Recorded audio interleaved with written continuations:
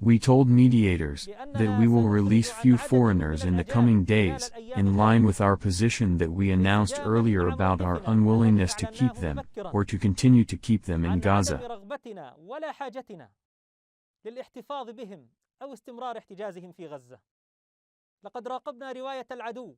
We monitored the army's narrative that he released all of the prisoners from Gaza during the aggression. We deny that the enemy did not reach any prisoner that is kept in Al-Qassam custody.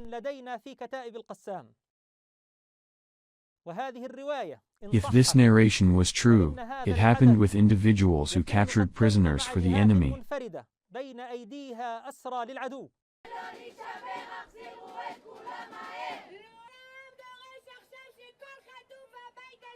כל העם דורש עכשיו שכל חטוף הביתה שב